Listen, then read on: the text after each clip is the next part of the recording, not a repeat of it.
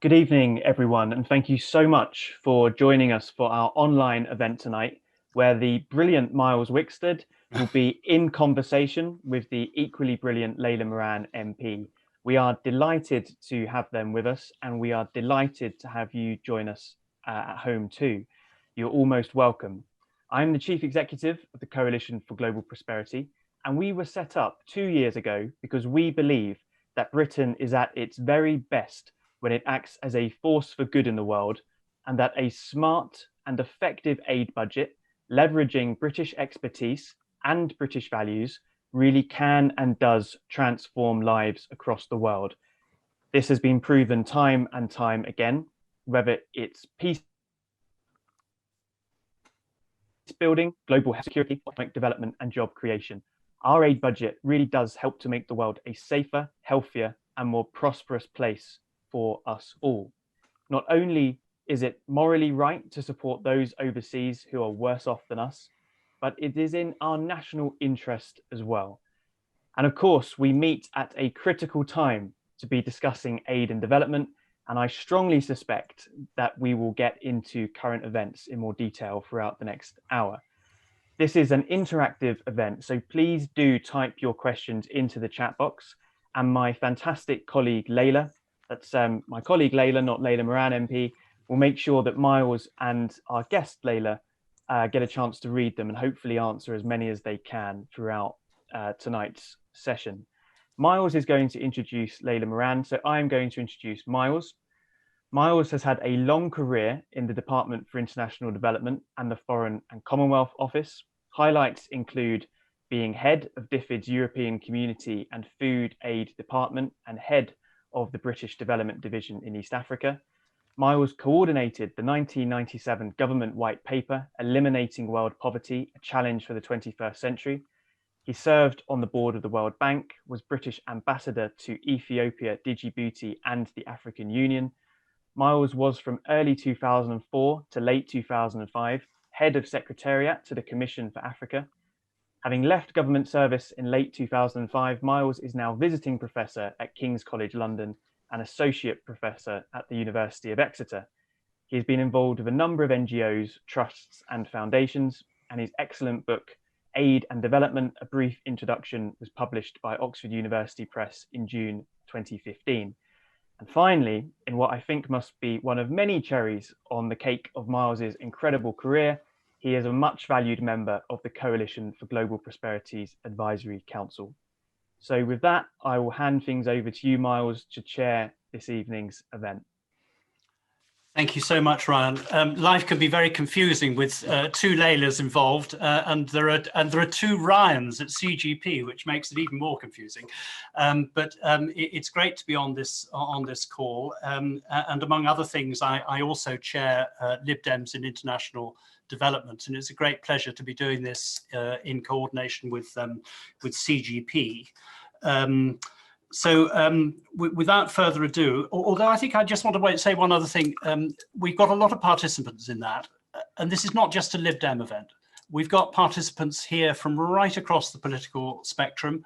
I know we've got people in from Conservative Friends for International Development and from the Labour equivalent too. All of us, I think, united by our belief that international development is right, and concerned by recent developments. But we'll get into all that before we go further.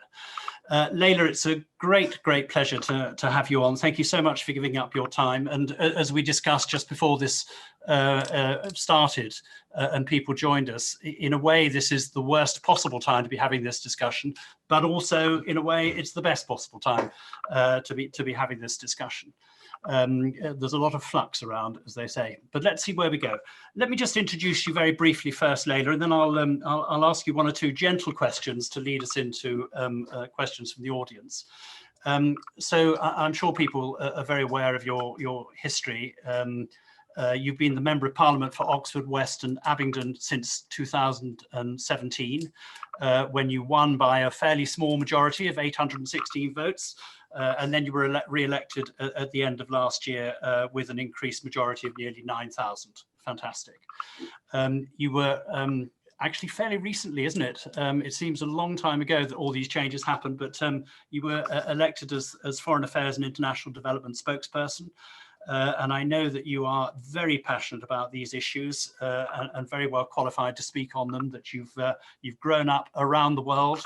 And I know you've been a teacher in your previous existence as well, and so have a particular interest in the education agenda. And I'll perhaps ask you one or two questions about that. And I know that you are an internationalist, that you want to promote internationalism, and that you're looking to, in particular, become involved in those sort of global public goods and bads like climate change that affect all of us globally. So before we get into some of the international development issues, did you make a good choice going into politics, Layla? Was that something that you think, yes, I'm in the right place at the right time, or do you sometimes think, oh, it might have been a bit of a quieter life continuing to be a teacher?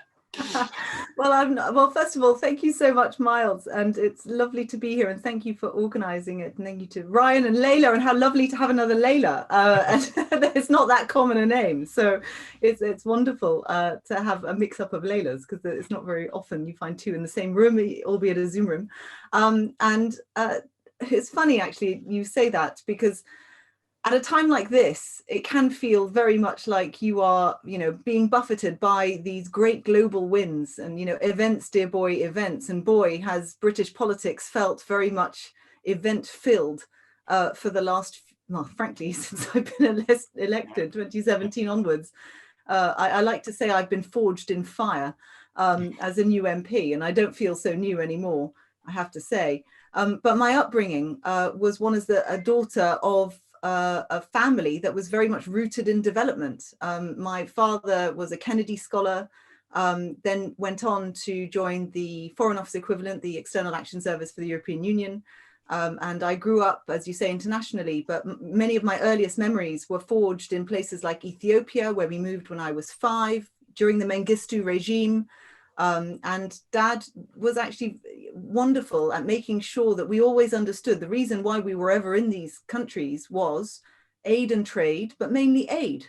And we'd go and see aid projects, and I would meet children my own age and see the difference that this money would make. And yes, in some cases it was roads, but in other cases it was very much the first time a tap with clean water was opened in their village. And we'd be off, playing football or whatever, but you could see that this was transformative, and you could see the difference that it was going to make.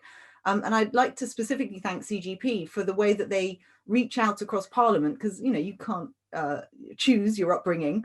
And many parliamentarians have had a lot of positive experiences with CGP. The first that I'd encountered them was when we met Melinda Gates in Parliament. We were talking about all the work that the Gates Foundation was doing, and how important a partner the UK was, because in particular of our commitment to 0.7%, and how important it was that we continue it, and how proud we were at the time that it was something that we adhered to. And as you say, I have to say, today I'm left very sad, because that difference is real lives, it's real people, it's real children, it's real futures. And not just that, and the reason why I think there's cross-party dismay at the decisions that have been made in the last few weeks is because people can see that it's not in our own self-interests. And I'm sure we're going to get into that. But enlightened self-interests, bluntly, is one of the cornerstones of aid. Not just that it's the right thing to do, and it is. And I think we are going to be able to amass quite a sizable movement now that appreciates aid and is going to be able to make the positive case for it. I very much hope that, well, I'd love to think that we could vote this down. I'm not sure. We can talk about the parliamentary arithmetic here. I don't see that yet in the conversations we've been having in the House so far. But I do think that the temporary nature of this is something that we can certainly fight against. But bluntly, this is the wrong call at the wrong time. And it's the wrong thing to do for the planet, let alone our own country. Thank you, Layla. And how do you think we can persuade, people whose schools haven't got enough teachers, who the health service perhaps not doing everything they can, their hospitals overfull, and that in this country. How do we set about persuading those people that international development is in their interests as well when they're suffering from unemployment, etc. at home? Well, first of all, whenever I have those conversations with people, I often start by asking them to imagine.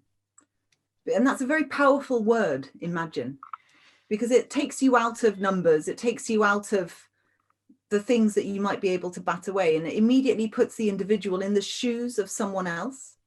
And we think, and we are, and there are certainly families here that are suffering. And yes, we need to take care of home. Yes, there are problems with universal credit. Yes, we have to make sure the NHS is well funded.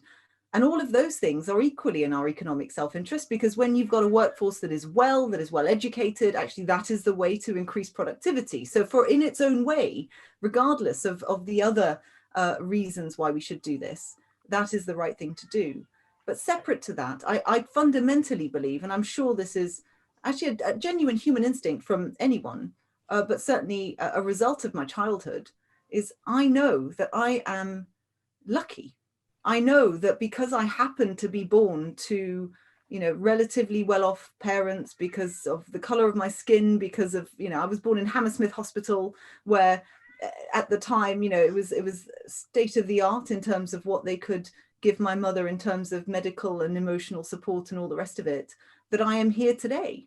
And if we lose sight of that, then we lose sight of what it means to be connected as humans across the globe. And I don't believe fundamentally that it should be issues of chance, matters of chance, how well you do in life. I think it should be something that is nurtured in every single one of us, no matter where we are in the world.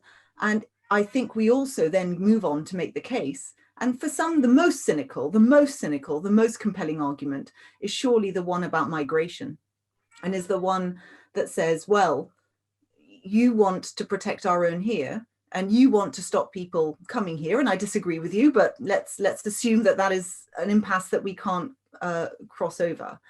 Actually, do you also not accept that the best way of stopping people from coming to the country is to make conditions in their own country better and to stop them from having to move? No one wants to be a refugee. No one wants to move. No one wants to have that strife.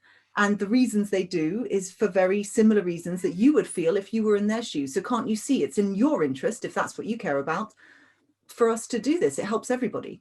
And I don't like making that argument. I think it's not the argument I like to employ.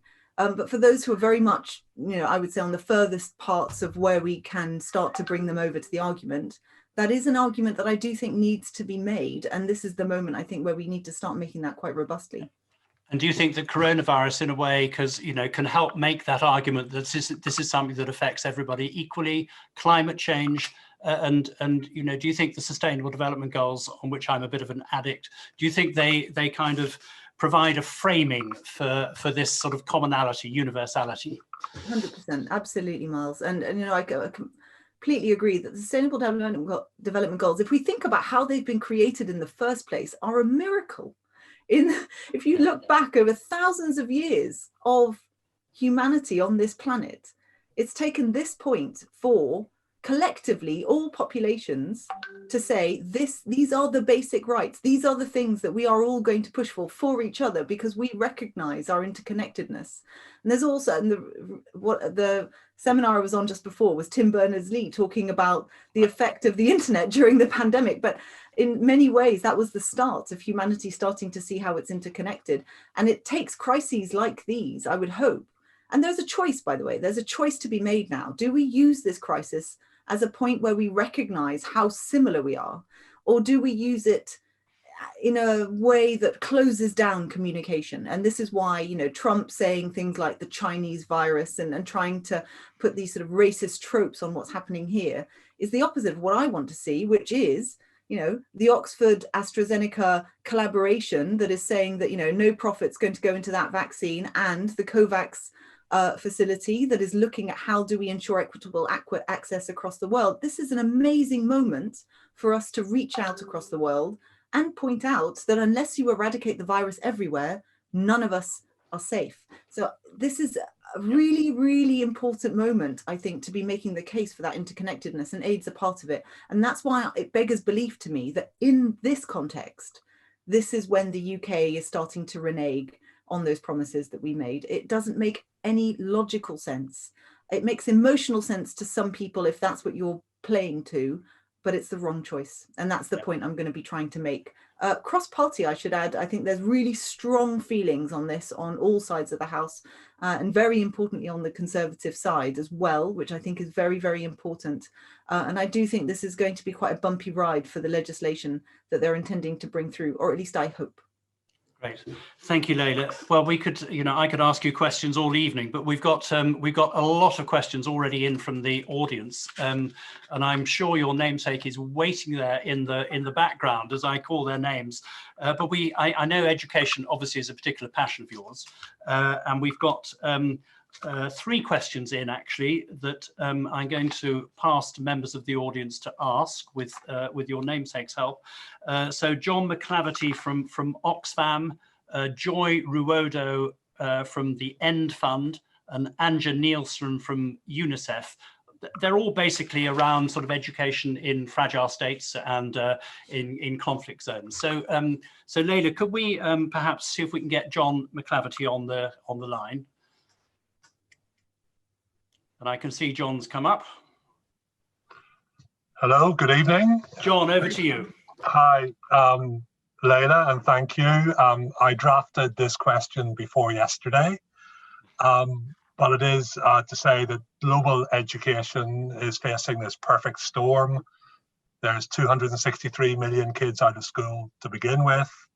There's the climate emergency destroying lives and livelihoods. And now we've got the disastrous impacts of the pandemic.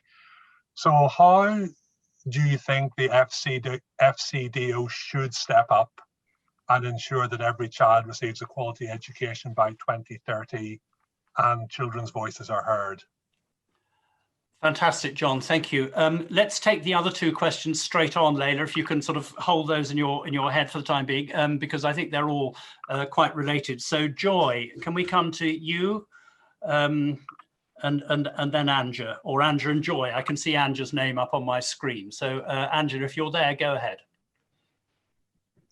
Hi, thank you so much. It's a real pleasure to be here and with you, Layla. So my question, similar to John, was drafted before yesterday, but I just wanted to ask that COVID-19 has thrown into stark relief the huge challenge of continuing education in the face of disruption, something that we've already known in conflict settings for a very long time. But I'm wondering what lessons we can draw from the pandemic to support education system strengthening, particularly as we look at educational disruption, as John said, in the future, and what that might mean for children on the move. Thank you, Anja. And let's see if we've got Joy in the system. Otherwise, I can see her question and I'll read it out. Joy, are you there? Don't think so. So I'll read out Joy's question, which is, what can the FCDO do to cooperate with health and education ministries, other aid donors and governments to ensure that children in marginalized communities at greatest risk of being left behind owing to these solvable issues are reached? So there's a little cluster of issues there. Layla, I'll hand on to you. Thank you. Well, I mean, to state an answer that I hope is sort of blindingly obvious in the context of these questions, and also one informed by my own family's personal experience. My mother is Palestinian, and her family left Palestine in the 60s. And I have no idea if this is true, but they love to say that at some point the Palestinians were the best educated people in the world, because they couldn't invest in anything else, but they realized that if you can't invest in land, then you invest in your children, and the best way to invest in your children is to spend any money you have on their education. And I think, bluntly, that's one of the reasons I became an educator. I'm a maths and physics teacher by trade. Before I was an MP, I still wear that hat a lot of the time. And the real positive impact that education can have, not just on the life chances of the child and the individual, but as we well know, also as a vehicle to help to educate parents. as a vehicle to help public health, because if someone can read and write and scrutinize, then they are far more likely to understand and to be involved in their political processes, and are far more resilient against disinformation. And there are so many good reasons why education should be a top priority. And I'm really very disheartened by this cut in so many ways.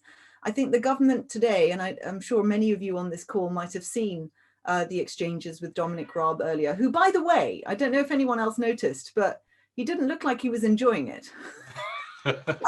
And damn right, absolutely right. And you got the sense when I asked the urgent question on Hong Kong a couple of weeks ago, it came up in another way, and I think we get the sense that there really was a tussle going on behind the scenes in government over this, but bluntly, populism won, and this really is very, very negative. So, you know, to what the impact might be, and, you know, to future calls for funding for this, he made the concession that he specifically targeted girls' education as a very much a legacy of Theresa May and what the priorities of DFID were before. But it shouldn't just be girls. I think it needs to be one of the areas that they're looking to ring fence because of how transformative it can be. And he suggested that it's not going to be a salami slice situation. It is going to be certain areas are going to have to go and others are not. And, you know, that itself drives difficult choices as campaigners, which are the bits that we're really going to focus on. But I would very much hope that this is one of them. And to the broader impacts, well, I mean, conflict zones and what they've taught us already are being used in this pandemic. I would encourage people to look at some of the synthesis of research that's been done by the Chartered College of Teaching. And when they looked at what is the evidence base for continuing education in the context of a crisis, they were drawing on places like New Zealand, which are probably more directly comparable to the UK, but they were also drawing on Syria, where you had large numbers of young people who weren't able to attend school. And, you know, what is the overall impact of being taken out of school, that disrupted school experience, and what is the impact of the digital divide on this? And I think to answer the question about what can we learn, well, I think what it's showing us is that in this digitized world, we are going to have to face up to the fact that access to information is as critical as a human right, as things like access to water and access to the internet, access to a free press. These are all things that are well rehearsed, I know, in this space. But I think that digital divide, which exists in this country, but it is even starker in others. I think before people saw that education done over the internet was a nice to have. It was a way of certainly reaching the poorest, but it was never really envisaged that this would be the way that all of us would learn. And now all of us are learning this way. All of us are operating this way. And I do think this is going to be transformative in the realm of education. And there's so much in these questions. I'm sorry, I'm not going to be able to answer. No, that's great. I'm going to read out another couple of questions, perhaps looking at the other end of the spectrum a little bit, the sort of tertiary skills end rather than the sort of primary end in fragile situations. So I've got a couple of questions here which I've been asked to read out.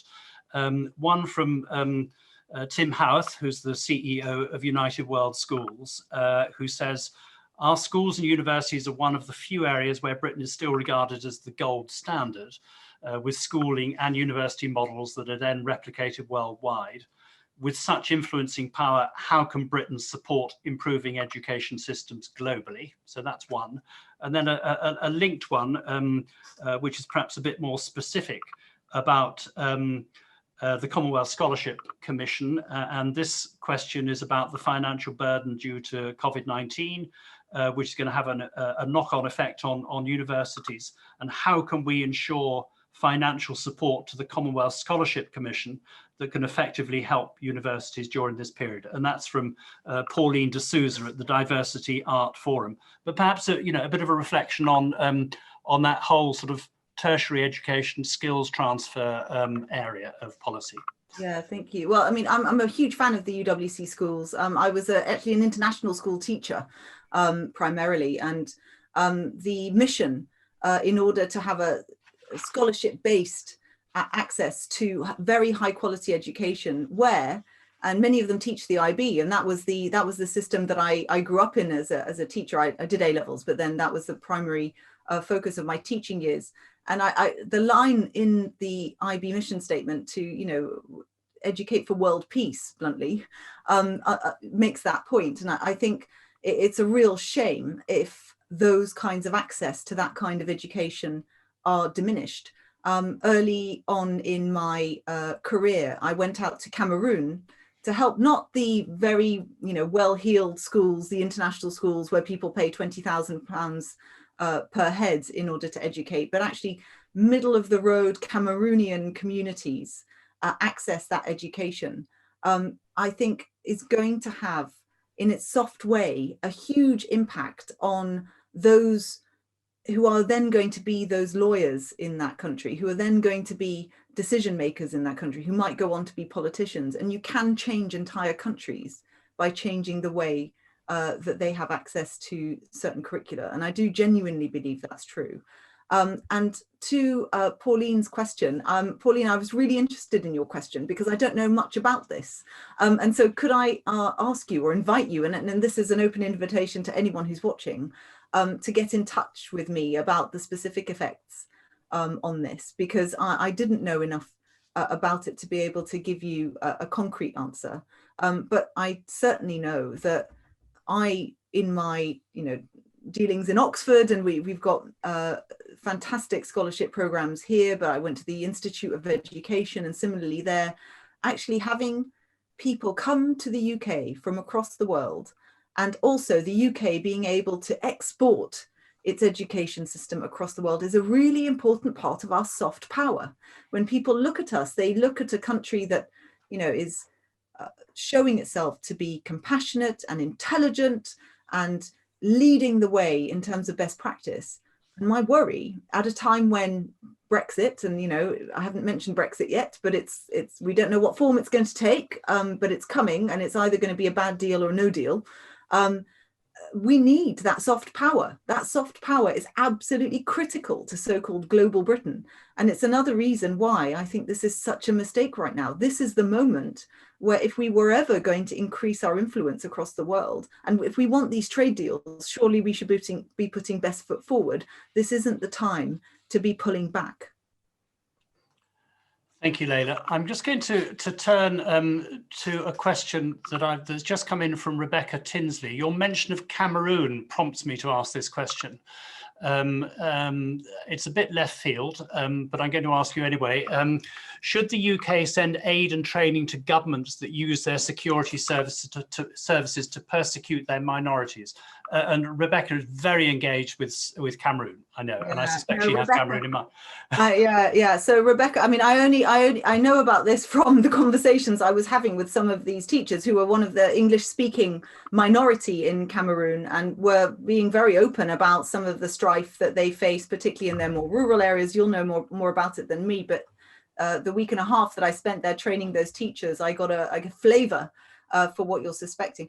And it is always a difficult balance, because so much of aid is delivered by the NGOs who are on the ground working with communities, who are talking directly to communities. And yes, you need the permission of those governments. But I think this is why the scrutiny of the aid is so important, because if the aid was being used to in any way advance what the governments were doing, then that would be absolutely be wrong. It's why I'm very strident against some of the aid that we, and certainly the arms trade that we do with places like Saudi Arabia, some of the aid that we send to some places that might be subject to corruption. It's why ICAI is so important, because without it, then we wouldn't have, we wouldn't know where this money was going. But bluntly, we need to help the people, even if their governments won't. And I've always believed that that is a fundamental process that we should go through. That's one of the reasons why aid really can help. And by doing that, you can change countries. So I'm very sympathetic to the point in your question, and I'm reviled by those same governments in those countries. But just because we've got a bad government doesn't mean the people are bad. And actually, if what aid is doing is helping those people who might be able to challenge the government to grow and be able to challenge those governments in turn over time, then I think that's a good way to spend the money. Thank you very much, Layla. That's incredibly comprehensive. Thank you. I'm going to turn now to Xander Woolcombe, an old friend. Xander's got a question about nutrition, which kind of links into the education stuff, really, I think. Xander, if you're there, over to you. Oh. There you are. You're unmuted now, I can see. Excellent. Hi, Layla. Thank you very much for everything that you're doing to try and stop the government making even more of a mess of it than they already are. On nutrition, it's one of the areas that hasn't been included in the FCDO's priorities, but the Nutrition for Growth commitment that was made at the G8 in 2013 runs out this year. And it is, if you care about education and health and all these other things, a critical element. And I was just wondering whether you've raised it with the government, or, you know, they're going to be cutting £5 billion worth of funding. Nutrition needs 600 million over the next 5 years to maintain its current commitment. How do we make sure that that commitment doesn't get lost when they say they don't want salami slicing, but nutrition hasn't really been mentioned by Dominic Raab? So how do we keep it on the agenda? Yeah, no, that's a really good point, Xander. And I think that list of priorities that he was talking about today, it was also a case of, well, why not this and why not that? And it's interesting the point you make about the link between nutrition and education, because that is one that is very live in our own country, with Marcus Rashford and free school meals and the ability to learn, and the understanding that actually schools can quite often be the best way of getting that food out. But equally, if you've got a community that is struggling to feed itself, and you've got young children who are needed to help till the soil, then that's why they can't go to school. So it's a virtuous cycle. If people are well fed and able to have that food security, then they can work on the other things above that might help to improve their position. I think we do need to organise, bluntly. My office has been doing some work with this, with Concern Worldwide, and it's very stark that the UN's Food and Agricultural Organization was warning of, what did they say, famines of biblical proportions during the pandemic. And whenever I see that written down or hear it or say it, it gives me shivers, because that is what we are looking at. It is famine. And I remember, you know, Ethiopia in the late 80s, we lived there in the middle of one, and it will never leave me.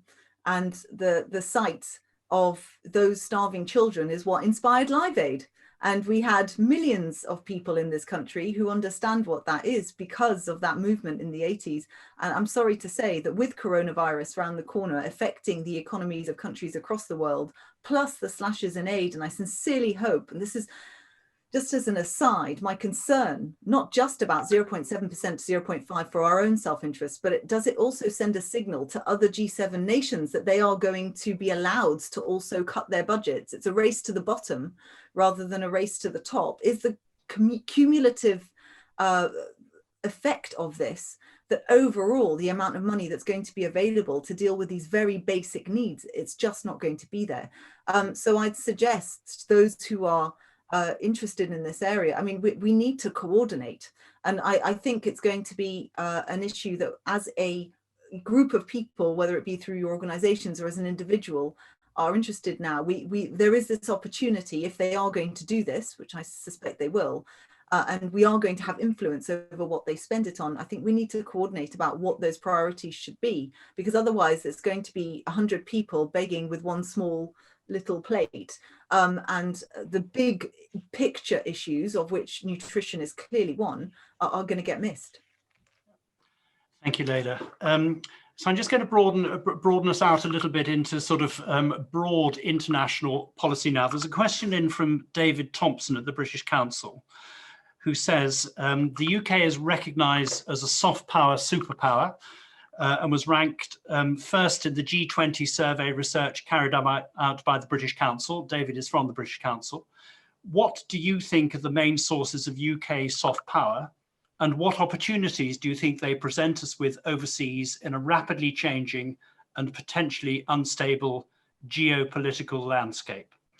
And perhaps you could reflect just a little bit on this integrated review. Now, the integrated review of international policies across the board, diplomacy, development, defence and soft power. We've been waiting for this report for some time. We're not going to see it until the beginning of January at the earliest now, I think.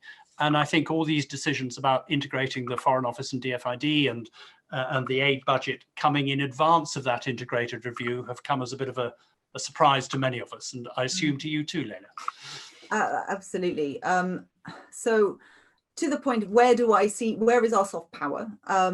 Well, we've already spoken about education, and that's a really important part of it, of which our language, I would put, very high up.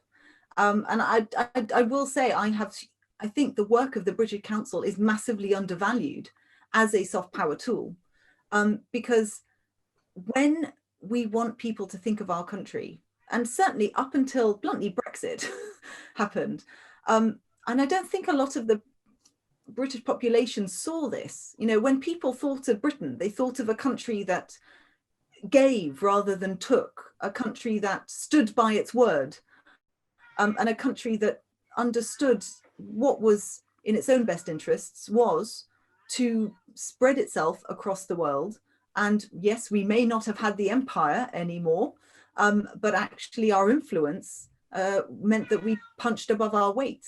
And you talk about changing geopolitics. Well, that's very clear. And in fact, there's been changing geopolitics for some time. Many argue that Britain's been quite late to catch up to its place, but we are still a G7 country.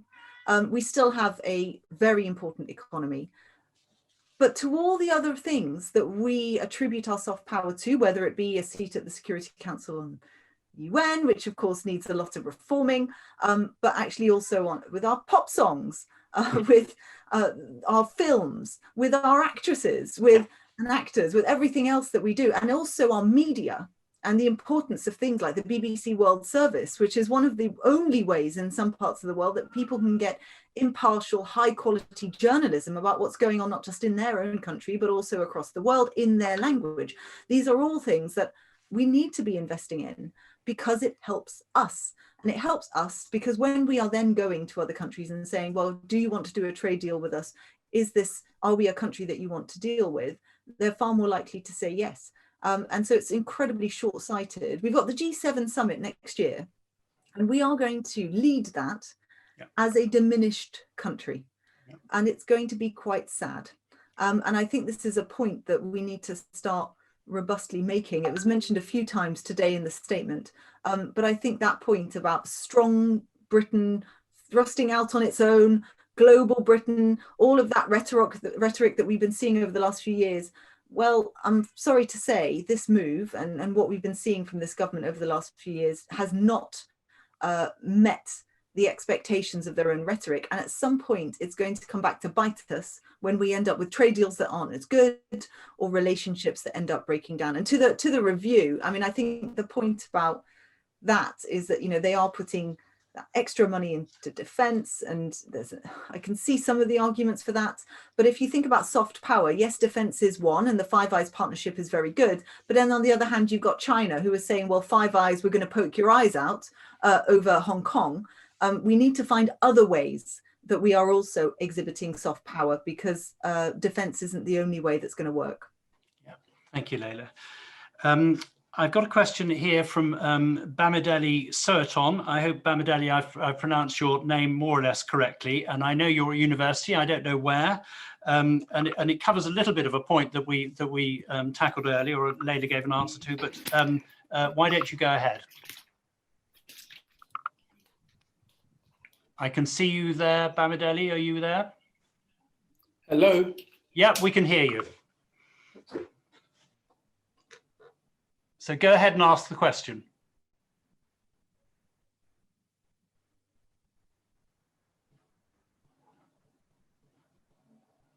Are you on mute, Bamidele? It doesn't seem to be, but We can't hear you, Bamidele. I'm really sorry about that. I will ask the question on your behalf. Sorry about that. But it was about development being in the national interest and how do we make the case around the country. We touched on this earlier, Layla, but what perhaps specifically, do you think we should restore a development education program, for example, linked to the Sustainable Development Goals, maybe? Your reflections on that would be great. Yeah, so first of all, sadly, this stuff doesn't tend to shift votes. And if you think about, what are the priorities of politicians? Well, many of them will have obviously come into being a politician with a view of the world and what they want to do and to change the world. And certainly this area is one that motivated me. But if I think to many of my constituents, there are parts of it, North Oxford and surrounding areas where this is incredibly important. I think the breaking of the promise is also an important point to make. This was in the Conservative Party manifesto, and the fact that they're going back on that will jar with a lot of people, because the question will then be begged, well, what next? And so I think in some ways there is a bit of a political hiccup for the government, much as they may be playing to some parts of some of their supporters. Actually, I think overall in the places that they need to kind of hold on to, and the places where many MPs, in fact, they will be coming under a lot of heat for this. But the question was, how do we actually make the case to the country? Yeah. And I think the point I made about migration is important. The point I made about public health, no one is free of this virus until everyone is free of this virus, really, really matters right now. This virus doesn't understand borders. And even as an island, we haven't managed to keep it out. I'm also the chair of the all-party group on coronavirus, and I've actually been making the case for better checks at airports. We've got a unique geography that we should be making use of. But this doesn't, I'm afraid, hold water in other parts of the country, where in the world, where they're not going to be able to control it in the same way that we have been able to in so many ways. And this is quite sad, because life expectancies are lower in parts that have also poor public health provision. It has meant that it hasn't been quite as bad in some parts of the world that we were expecting. But I think it just shows to highlight that we are all the same in the face of this virus. And I think that's how we're going to make the case. If there's anything I've learned about politics in the last 3.5 years, with some dismay, I say, as a physics graduate, is that logic never wins. It's always about emotion. And so what we need to do with this, if we are going to campaign about this, we need to find a way to impact people's emotions. And I do know that there will be Conservative voters in my area who will be very, very mad about this, and who will change their vote as a result. We've got to find them. We've got to make the emotional case to them, show them that it's a broken promise, make them understand that actually it is in their own interest that we spend this aid, and maybe shift enough votes and certainly raise enough noise that government will at least not want to make this permanent, which is my real concern at the moment. That's the worst of all worlds, is that they make it permanent. And just to sort of fix on that point for the moment, Layla, what's your understanding then of the legislative process that this has to go through? There is some question, it's a very complex set of issues, I know, about whether it's a finance bill and therefore doesn't have to go to the House of Lords. What's your kind of understanding of what that process means? Yeah, well, thank you for that question, because actually we are still grappling with it. Dominic Raab said, we have studied this very carefully, so that always makes me very suspicious. I'm speaking to Michael Moore, who is the Lib Dem MP who helped to push the bill through Parliament during the coalition years, to ask him, because he will have been all over the minutiae of the legislation, and I'm speaking to him tomorrow. The discussion is around, could it be done through secondary legislation or by amendment through another bill, or is the only way to do this through primary legislation, which will have to be slower, because at that point, I mean, both will have to go through the House, but it's far more difficult for the government to do it with its own standalone bill. We don't know. My understanding is that, I think Rob mentioned that, they're looking to bring it in the new year. But we are doing our homework on this right now. And if there's any legislative buffs listening in right now who do know the answer to this question, please get in touch, because this is a battle actually linked to Bamidele's question. You know, is this a battle that's going to be won in the hearts and minds of the country right now with everything that everyone's going through? Sadly, I'm not sure. We need to find our allies and we need to get them activated and vocal, but I'm not sure that's what's going to make the difference. I actually do think, however, that the battle in Parliament is to be won. And so we need to get our ducks in a row and coordinate. And so I'll be reaching out to, you know, the likes of Andrew Mitchell and Peter Bottomley and everyone else who've said they want to work cross-party on this so that we can launch a cross-party effort to stop, or at least make it less bad what the government is trying to do. Yeah, thank you, Layla. That's great. We've got a question from Tom Arms. So Tom asks, is there any way that people interested in maintaining the UK's international development spending at its current level can make up the shortfall that will be caused by the government's cuts? Now, Tom has sort of added a bit of flesh to this and mentions that there was a proposal for development bonds, floating development bonds in developing countries to finance infrastructure development in the developing world, and wonders whether this is an opportunity to sort of raise that sort of issue politically. But maybe, Layla, you'd be happy to answer the broader question, which is kind of the role of the private sector and private sector instruments in line with SDG 17, which is around governments and civil society and the private sector. So perhaps, you know, where do you see all that fitting together, and what priority should we give that? Excellent. So, I mean, that idea of a development bond, and that's actually very interesting. So, Tom, if you want to get in touch afterwards through my publicly available email address, I'd love that. I'd love to hear the idea and see if it's something that we can push. You know, at the moment, there isn't such a thing. But the way that most individuals would do this is that they would give to the great NGOs that work very much in partnership very often with DFID and others in order to deliver the aid in those countries that need it the most. And my understanding is that over 50% of NGOs in this space now think that they may not be viable because of the decrease in the number of donations that they're getting from members of the public. So I do think that that is something that we need to be raising. It's possible that one of the ways we kind of get around this perhaps is we say to people, well, you know, the government's not doing this, but would you consider giving more to charity? And if at the very least we can get to the point where those charities and NGOs are being financed, then that's a good thing. But I would also point to, and there's just been, and we keep seeing this, and they are linked. There's huge amounts of government waste going on.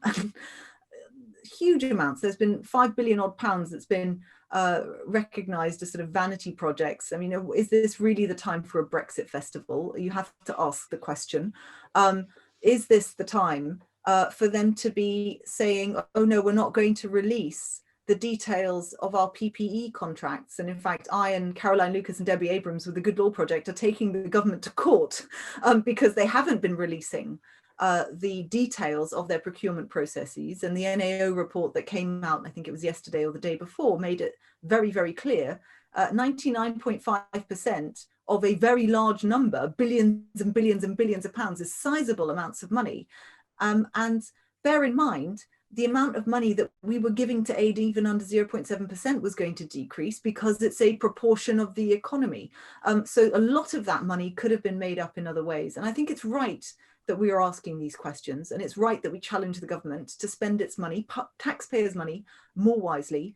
I would love to think that, you know, people wouldn't have to make that extra contribution, but I do see that there is going to be a case now for helping to prop up financially a lot of the NGOs that are delivering a lot of this work. You know, maybe that's how the government's planning to do this. Just let them all fall over and then suddenly the bill's less. Who knows? Or maybe the government could help them with tax breaks or some other mechanism to help keep them alive.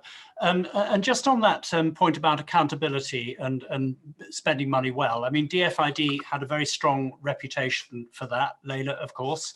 other government departments not so strong. And I know there's been a lot of discussion about whether or not a separate select committee can be retained to look at official development expenditure right across government. And of course, we have the Independent Commission on Aid Impact as well. It'd be just good to get your view of where that discussion is at and whether there's a prospect of retaining such a committee. Yeah, I think, so my understanding of it is rumours in the House are, and Sarah Champion, who's the head of the Select Committee, is positive, having had discussions with the Conservative Party Chief Whip and others, that the hope is that the committee will stay. But a rumour is not a fact.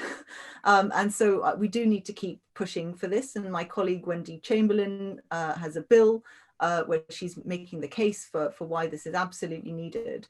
And that, of course, is different to the work of ICI, which itself needs to be completely independent, which needs to be allowed to do whatever type of review it wants to, whether it be a quick and dirty review on something or a really in-depth review that also looks at impact. And to have, if there's any, I sat on the Public Accounts Committee for 2.5 years, and if I learned anything from there, is there is real value in real experts scrutinizing spending, not just because of transparency and making sure that money is going to where we know it goes, and we know how easily corruption can creep into aid spending. And we especially know from, and Dominic Raab keeps saying that, you know, trade and aid must always be separate and Pogow Dam will never happen again, but we all know how easy it might be for a slippery slope back to those days. And it's right that scrutiny is done, but it's also right that it's done by real experts